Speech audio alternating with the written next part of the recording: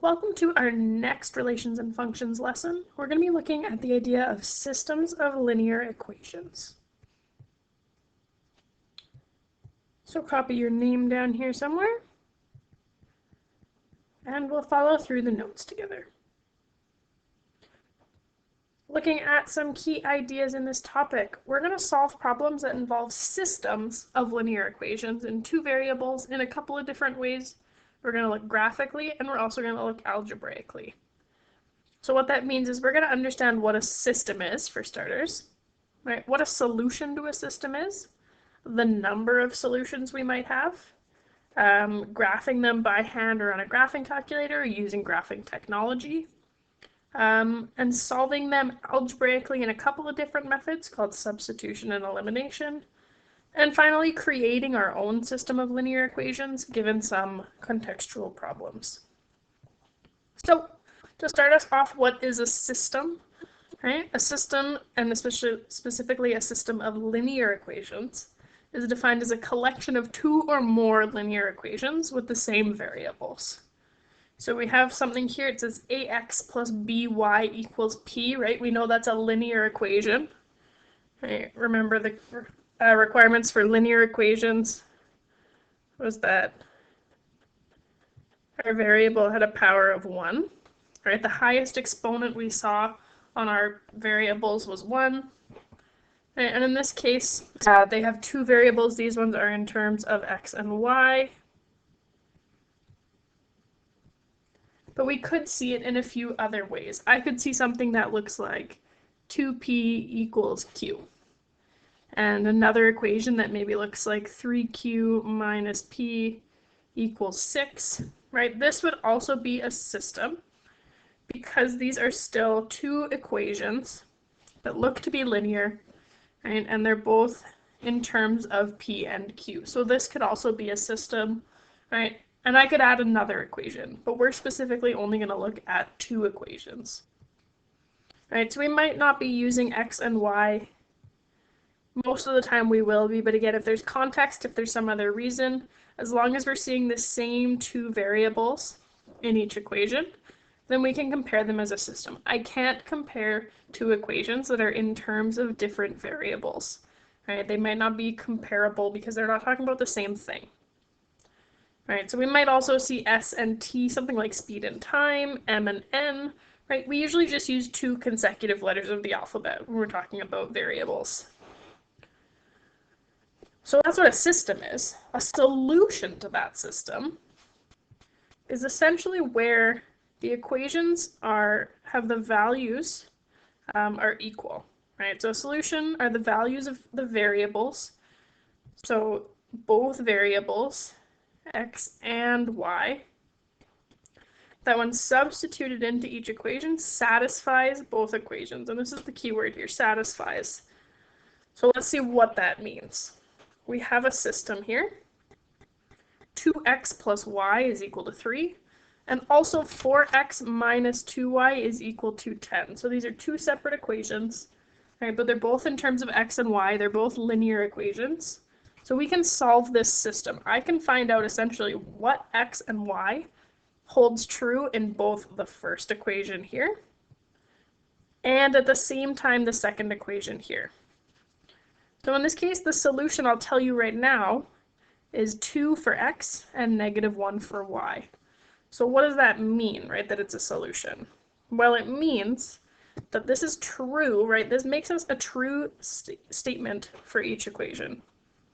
So I'm going to substitute in those values, right? Basically, again, that means x is equal to 2, which means that x and 2 are interchangeable. Anywhere there's an x, I can call it a 2. Y is equal to 1. That means y and -1 are interchangeable. So my first equation, 2x plus y equals 3. But we said that the values x equals 2 and y equals -1 are the solution. So let's just check that. I'm going to replace the x with a 2. I'm going to replace the y with a -1. And it's good practice to, when you're substituting something in, to put it in place of brackets. I'm going to go through and make sure that when I deal with this left side, when I clean this up, so I'm going to do 2 times 2 is 4, plus -1, right? We know that that's just -1. When I clean this left side up, it tells me that 3 is equal to 3. And is 3 equal to 3? Yeah, I think it is. So it officially satisfies the first equation, right? It gives us a true statement. Not all values will, right? If I had 4 plus 6, is that equal to 10? No. But it satisfies the first equation. Now, to make it solve the system, it means that the same values have to satisfy all equations. So I have my second equation. I have 4x minus 2y equals 10. Let's see what happens when I substitute in a 2 for x and a -1 for y this time. Well, I'll clean up that left side. I'll do 4 times 2. That gives me an 8. Minus 2 times -1, that gives me a +2.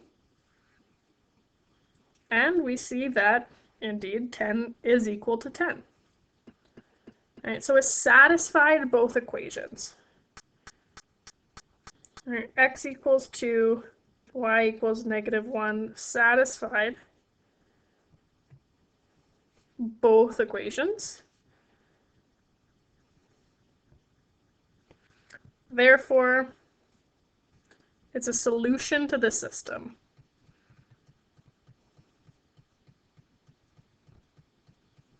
And that's what a solution is. It's just saying what values are the same for every system in the equation, right? What values work for both? So what do these values of x and y represent? Well, they're a location, essentially. They're an ordered pair on a graph. So we said that x was 2, positive 2. We said that y was -1. So in terms of a graphical representation, that's where my lines intersect, right? We're asking for where my two equations are equal. Well, where things are equal on a graph means where they're the same. And where two lines are the same is where they intersect. And in this case, they happen to intersect at the coordinate 2 for x, -1 for y, just like our solution proved. Right? That's the only location in this case, the only x and y that's the same for both graphs, right? Shows up in the same location. So a solution to this system represents that point of intersection between the two lines. So there are 3 possibilities for how many solutions we can end up with. Specifically, we're only going to look at when I'm comparing 2 equations in a system. So the first case, I have one solution, right? 2 lines meet in a single place. And that's when we have intersecting lines. So we can see in terms of that idea of points of intersection, these 2 lines only meet once. So they have one solution. Right? And the solution is the ordered pair. It's the location that they meet at. Right? So whatever that point is, that x value, which maybe looks like a -1, that y value that maybe looks like a +1. Right? That's our only solution, the only time these 2 lines are the same. Because we know they're linear, we know they're straight lines, we know they're not going to bend around and somehow meet again. When I have parallel lines, right, when we know that their slope is the same, we're going to end up with no solution, because again, 2 parallel lines will never meet. So we have no solution. There's no x and y that makes both equations true at the same time. Right? They each have their own solutions, they each have their own points on the graph, but none of those solutions are the same between both. And then we have our last graph here, which is where our 2 lines are overlapping, which means that every single point where these graphs exist is a point of intersection. Every single point is a point where they're the same. So here, they meet everywhere. So this tells us we have an infinite number of solutions. And what that means is that just means our graphs are actually the same line, right? It's the same equation. And those are called coincident lines, right? Because they coincide for the whole length of their line. So let's look at what happens when we solve these systems graphically. Well, the solution to a system of equations is the point of intersection of those two lines. So we can solve it in two ways. First way is we're given the graph. Right, when we're presented with the graph right in front of us, we want to just find that point of intersection. Right? Listing it one of two ways. Either I write it as an ordered pair, x, y, or I can simply list the values of x and y. But remember, both parts are needed to call it a solution. It's not just the x and it's not just the y. It's the relation between x and y that tells us the solution. If I don't have a graph, but I've given two equations, I'm given the system, I want to just graph both of those, right? I want to be able to sketch the graph. And based off of everything we did in RF9, I'm going to ideally rewrite each equation in slope-intercept form, because that's our easiest graphing form and the easiest to convert to. And then we're just going to graph, either by hand, so plotting your point, sketching your rise over run, or putting it into your graphing calculator or other graphing software like Desmos to see that graph, right? Isolating y helps us enter that into our calculators as well. So let's look at some graphs here. What are the solutions to each system? So we're given the graphs. All we're saying is, where are these graphs equal? Where do they meet? So it looks like in this first graph, we have a point of intersection. And if I look at what the coordinate of that is, again, looking for x and y values, it looks like we meet at a value of 2 for x and also a value of 2 for y. So that's the solution, right? The solution is x equals 2, y equals 2. Right, that's the only place, the only x and y relation that satisfies both of those lines. Looking at the next one, again, we say, where do they intersect?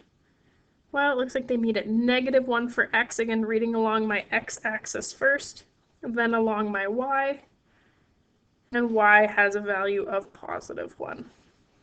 Right, it's one above the x-axis. Next graph, they meet down here in quadrant 3 this time. Looks like we have an x value of -2 and also a y value of -2. Again, even if they're the same, I want to list both. And the last graph, an x value of -1, a y value of -1. Again, just saying, where do these lines meet? Where do they intersect? That x-y pair of values is my solution. So now we have a graph that we haven't sketched already, but they do give us the two equations, right? They provide us with the system. So what we want to do to graph by hand is we want to get this into a nice graphing form. So in RF9, we talked a lot about graphing using slope-intercept form. So let's get those in slope-intercept form. A reminder that that looks like y equals mx plus b, right? Isolating our y value. Then we know our slope and our y-intercept. So I'll do these two graphs. I have 2x minus y equals 2. I want to get y by itself. So I'm going to bring the y to the other side so that it'll be positive, because that's my goal. I get 2x equals y plus 2. And then the last thing, bring that 2 back to the left side. Right, subtract 2 from both sides.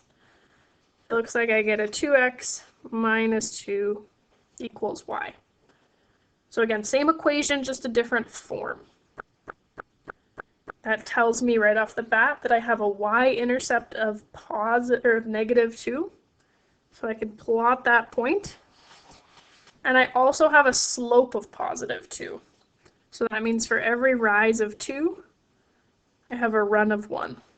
I rise 2, I run 1. And I can plot enough of those points going backwards. I rise opposite, I go down 2. And then to offset that, I go left 1. So we have our line. But again, this is a system of equations. We're not just talking about a single line anymore. So let's get that other equation into slope-intercept form. So I have 2x plus y equals 6. Let me write this down here in this empty space. 2x plus y equals 6. This one's a little easier to get the y isolated and positive. All I have to do is move that 2x. And I'm left with y equals negative 2x plus 6, right? Writing my x term first, my constant at the end. So now this tells me that I have a y-intercept of positive 6. So it runs off my graph a little bit, but I'll try my best to estimate. And I have a slope of negative 2. So if I rise downwards 2, I can run 1. That'll give me my next point. Going again, rise down 2, run 1, rise down 2, run 1. Lucky for us, with our counting, we already see where these points intersect. But we'll sketch our line just so that we can be sure. And we'll try and make that a little bit better. Oops.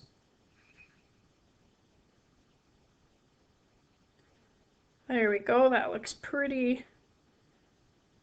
There we go. And so we can see based off of our graph that it really looks like they intersect at positive 2 for x. Oops. And x equals 2. And again, you can write this as an ordered pair. You can also just list the x and the y values. X is positive 2. Y looks like it's also positive 2. Right? The 2 is the location where they meet. And we can see that based off of the graphs that we sketched. So that's why you want to make sure you're sketching a really accurate graph. So let's try some of these down here at the bottom. I'll give you a minute, pause, give a couple of these a try, right? Making sure you're putting your equations in slope-intercept form first, and then we'll move on. All right, so for each of these, the first thing we want to do is get it into a graphing form, particularly slope-intercept form, so making sure we're isolating y. In this first one, 2y I'll leave on the right side. I'll add 7x to the, 2y on the left, add 7x to the right. And then I'm going to divide everything by 2 to get y by itself. And I get 7/2 for my slope in front of x. And I get a 9 as my y-intercept. For the second equation in this system, I'm going to bring the x to the other side. I get a negative 6x. When I divide both of those by 6, I get a negative x, and a y-intercept at 0 in this case. So let's graph these. First line, I have that y-intercept at positive 9. I have a slope of positive 7/2, but because I don't have much room to go up, I'm going to work my way backwards. So I'm actually going to have a rise of negative 7. I'm going down 7, down to positive 2. And then I'm going to run backwards 2. And I'm going to go down 7 again to negative 5 and run backwards 2 more. And so we can see here our line, pretty steep slope, right? 7/2.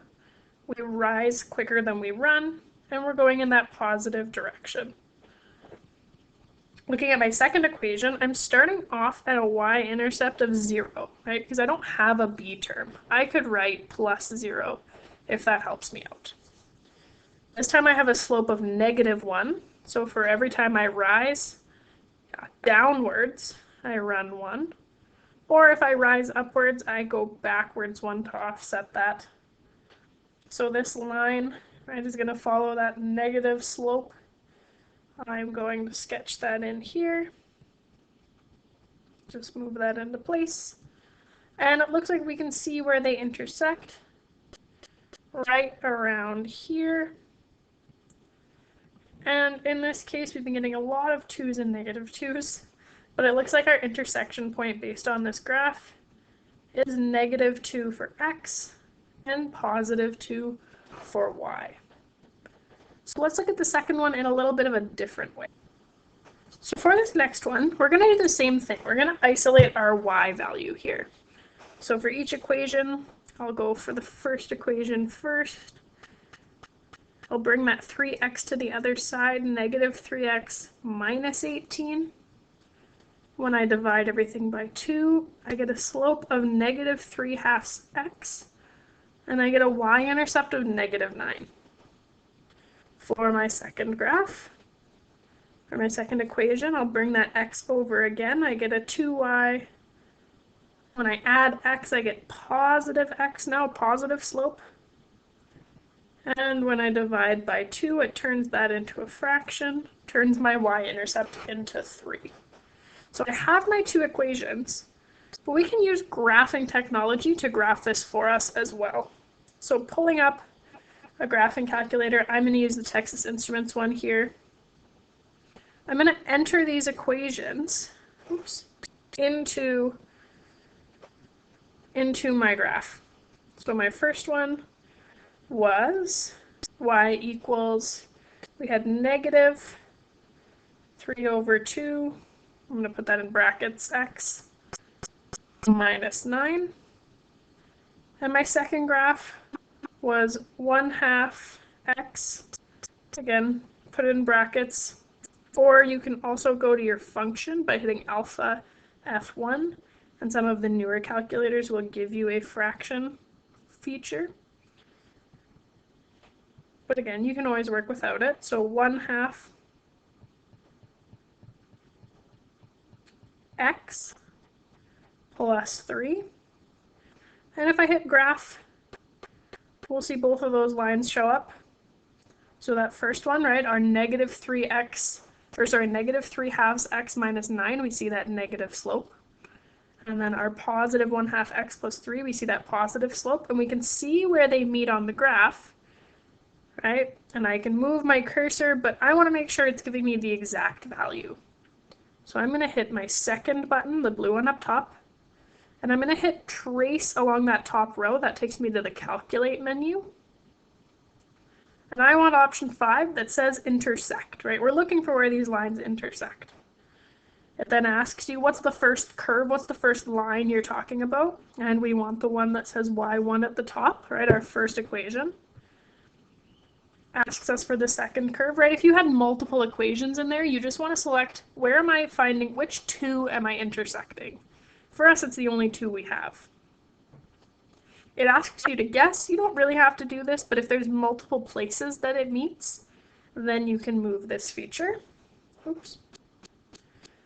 And so as long as we're anywhere close to it, it'll tell us that intersection is at -6 for x, 0 for y. And we would see the same thing if we were to graph this by hand, right? Our red graph has a y-intercept of -9, a slope of -3/2.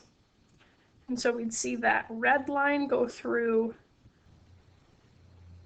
and we'd see our green graph starting at a 3, not a 4, which I did by accident.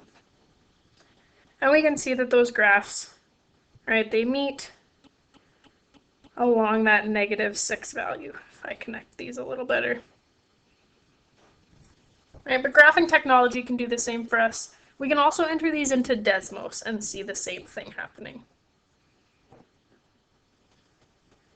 All right, in the next video, we'll be looking at how we can kind of predict the number of solutions, the number of answers we might end up having in our systems of equations. So for now, take some time, practice some of the graphing. You have links to the extra practice in the notes here. And if you have any questions, visit your teacher's tutorials, send them an email, ask those questions, and have a great one.